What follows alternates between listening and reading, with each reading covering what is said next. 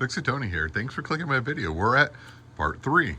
So today we're going to start reassembly. First we're going to address some issues. I'm going to get in here with some tape and we're going to fix this ducting system from the air down here. We're going to clean off this mess and we'll just wipe it off. It's all surface stuff. And then we'll go ahead and reassemble our radiator.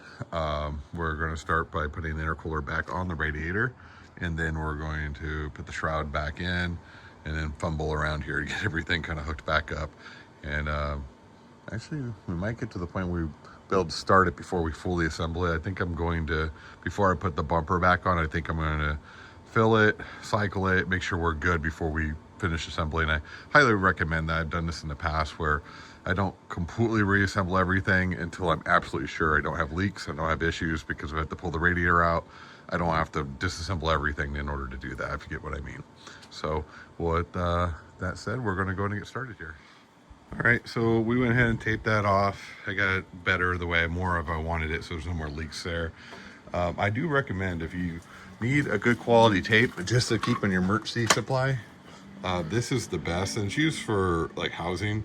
But man, on a 1-10 for stickiness, it's like a 12.0. Once you put this stuff on, hopefully it's where you wanted it, because it is very difficult to get off. But it works well for ducting, it works well in low heat environments. Can't use this in high heat, but this is off to the side for the air conditioner, so I'm not worried about it. You can probably see that thing dripping. That thing dripped on me several times, so you can imagine I was super excited about that as I was working. Anyway, we got that done, so now we can move on to the next thing. So now we're going to start reassembling our radiator.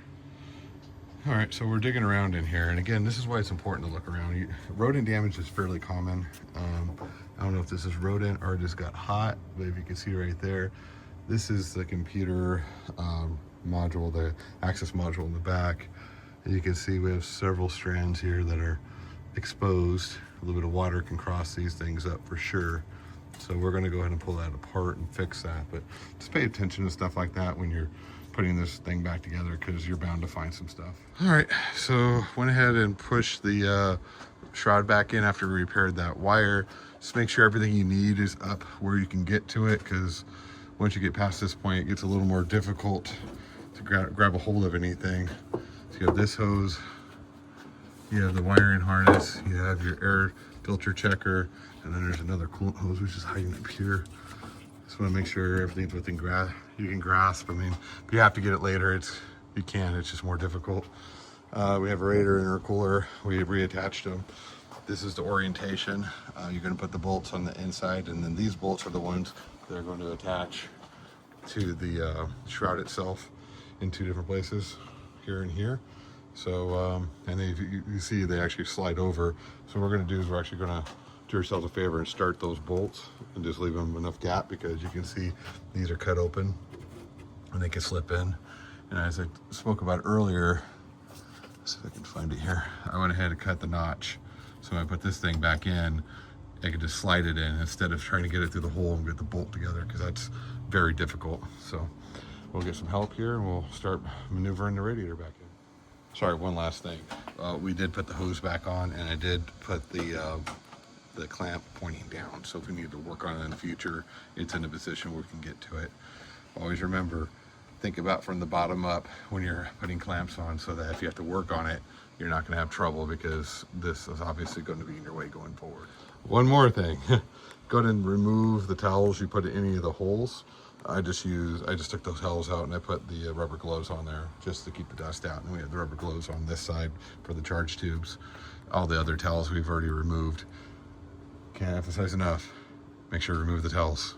Very important. Okay, so by far the hardest part, getting this stupid shroud back on. I'm starting to understand why people cut this thing off and just can't deal with it anymore. When you put the radiator back in, just make sure everything is clear and out of the way.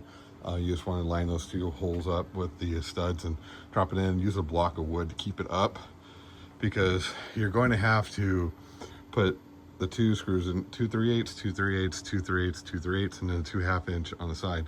You have to slide it in, because remember we put those bolts in, so it slips in there, but it doesn't mean it's lined up. You're going to have to maneuver it and play with it to get the bolt holes to line up. Start all the bolts all the way around and then go ahead and tighten those, the 3/8 all the way around, and the 1/2 inches on the side.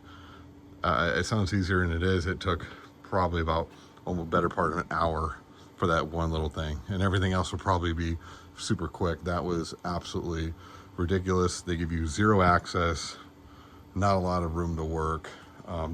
Make sure your hoses are clear when you're doing this too, because this hose wants to get binded back there. Also, I did discover the peacock for the drain is down here. Let's see if you can see it here. Never even knew that was there until I was playing around, and yeah, there's your drain right there. So anyway, good for future reference. No idea that was there. So the next thing we're going to do is go ahead and start hooking up our coolant hoses and our charge lines. Just make sure everything's clean. Don't not let any dirt get into those lines as you're starting to maneuver that stuff in. So what I recommend is just go ahead and dry fit everything and then tighten everything down once you have it all in place. And then you can move on to putting the retainer brackets back in, and then we'll start up here. And then before we put the whole bumper and all of this assembly back together, we are going to start it up, let it warm up, cycle, make sure everything's working correctly before we finish assembly, just because if we have a problem, I'd rather not have to rip everything back out of here. So here we go. Okay, so we got our charge tubes on. Again, if you put towels or paper towels or whatever, make sure you pull those out before you start reassembling this. Otherwise, that's going to create a problem for you. Got the ones on each side. Just make sure they're all the way on. You see from my torn gloves, this is not the easiest access to get into, but we did position our hose clamps in a good position. I don't know if you can see it, so that if I need to take this off in the future, it's not that hard. Start positioning everything kind of where it needs to be. I did dent this, so I'm probably gonna have to replace it because now I have a little crack right in there, but I'll deal with that when I have to. Everything else is positioned correctly so we can get to it and get ready to put this reservoir back on. Okay, fast forward about an hour later. Went ahead and reattached. Best to reattach this before you put it back on. Of course, don't put any of these bolts on until you figure out this situation. You know, if you watched the first video of this thing, it's just a really stupid design the way they have this in here. No matter what you do, as long as you buy that wrench I showed you, it makes it a lot easier, but by far is not easy. It's a very difficult thing. And then I cut the bracket, like I was talking about. I cut the top so it slid in, so it made it a little bit easier, but still, this took a long time. This was not easy. Make sure you put your nuts back on here, and then we can go in the back here and start hooking up our hoses. I already hooked up the one hose and the sensor for the level sensor, which is back there. I just got to hook up the one for the thermostat, and then there's another one that goes from here to the tank here, and then we're getting there. We're almost to the point where we can start filling her up with fluid here. Slowly but surely. The only thing I'm going to do differently is when I put the other bracket on here, I'm going to get another nut for right here.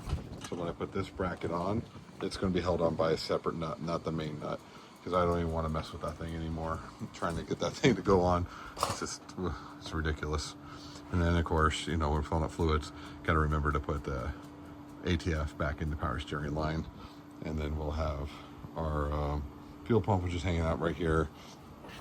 What I'm probably going to do, as you can see the bolt hole down here, there's a hole there, it lines up with a hole here. I might just put a nut on there and just mount it for right now until I'm absolutely sure everything's good. I don't know how that got there.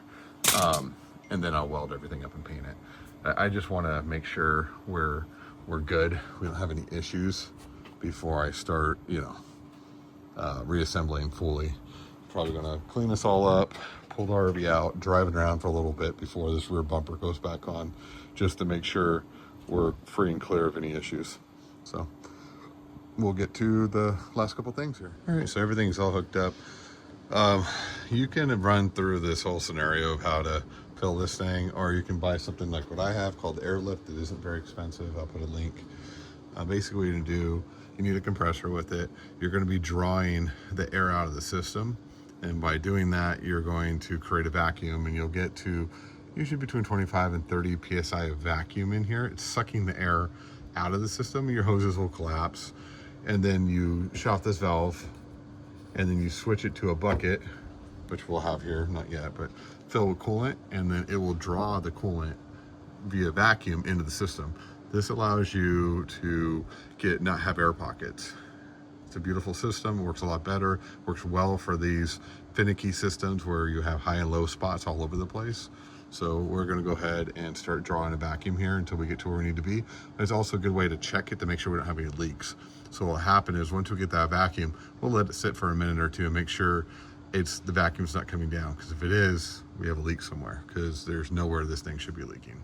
So the nice part about using this is, again, we can find leaks. I was doing some drawdown, we weren't going much further, and you can see there was obviously a leak here at some point, and there's just this clamp, it's just not enough force to hold it down.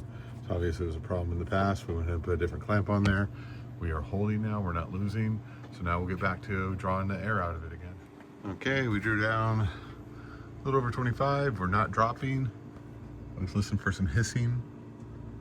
Besides my air compressor running, can't hear anything. We're not dropping any pressure, so which means we're sealed. Got 4 gallons in there. We lost about 8, so that's what we're anticipating. We're ready to add fluid to this bucket as it's starting to draw down. Probably gonna draw it down closer to 30 though. I was just testing it to make sure before we go any further we look good. So we'll draw it down, and then we'll switch tubes to this tube and turn that thing on, and we'll be good to go. All right, so we went ahead and topped off our power steering fluid. We just put about 2 quarts. You want to put it right above the full line for minimum. Don't put any higher, otherwise this thing will overflow on you. I've had that happen many a time when I first flushed it. We did not talk about the relocation of the slobber tube. You can see it right there. Right now I'm just leaving it there for the time being until I figure out what we were going to do with it. It's a 1-inch pipe, which is an oddball, of course. So going to figure that out. We're going to draw it probably out here and down and out of the way. We don't want to be sucked into the updraft of the back of the rig. We just want that out of here. We don't want it anywhere near here. So I'll put a temporary tube in there for the time being, just so it's not back, dripping right here. But we'll have a more permanent solution. But we're gonna get it started right now and just check for leaks for the time being. Okay, just double check, make sure everything's clear, nothing fell in there. Your cables that are supposed to be here are here. I zip tied everything else out of the way. And this is an idea of what you're gonna look like doing this. I have several destroyed jeans from this situation. But, it's part of what happens trying to get this done. Jump on our rig here. Turn. Cross our fingers. We don't have any issues.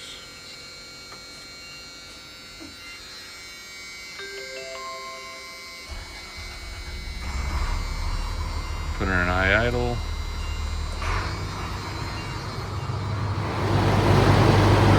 Running, it's super loud, it's on high idle. We'll just give her a little bit to run, get her warm. You can pressure check yourself. The coolant level's already dropping a little bit, so it's definitely going to work the bubbles out of the system. We'll watch the temperature. We have a bucket for the overflow. And we have a temporary vent tube here, which is letting all the air out. We have a huge mess to clean. But like I said, I'm not not putting the bumper back on until we're sure we're good. Okay, so it's been running for a few minutes, starting to warm up. Take a look at this. My thermal imaging camera. Talk on if you want it. I'll put it in the description. So look at that. Before we were getting hot spots all over the place. It's already running better. You see the coolant running in at 121 up there. The radiator, 79 degrees is all you're getting. Come down.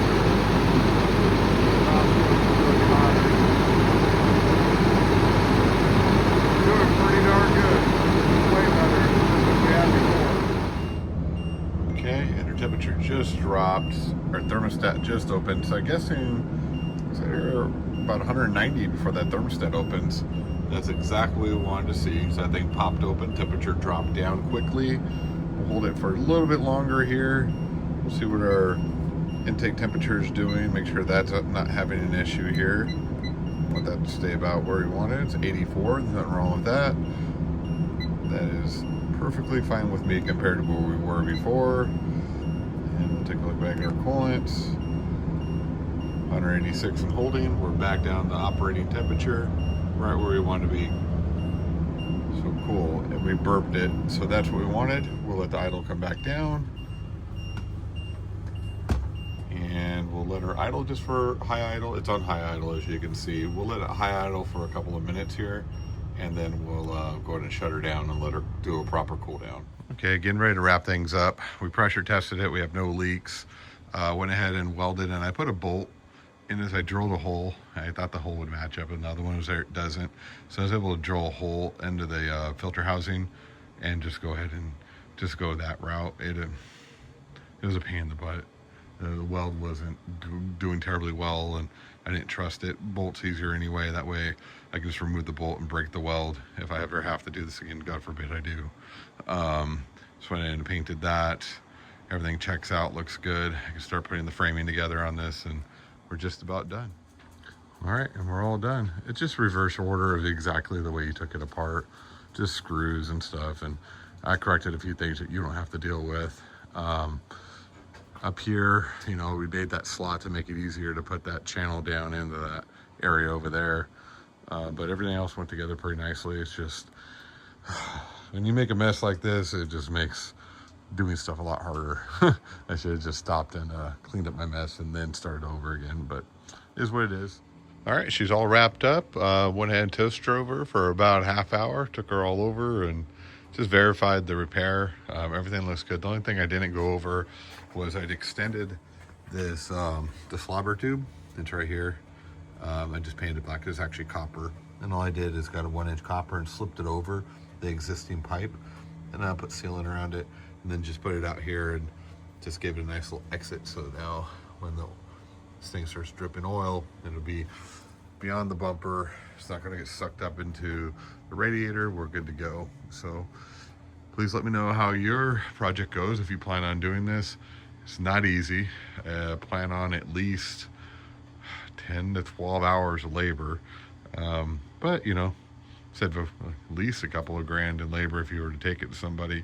And I will tell you, after test driving it, we did come down to normal ambient temperature, charge temperatures, no more than like 10 or 20 under normal driving, which is exactly where you want to be. Actually, the rig, even though it's cool outside right now, it's actually running cooler.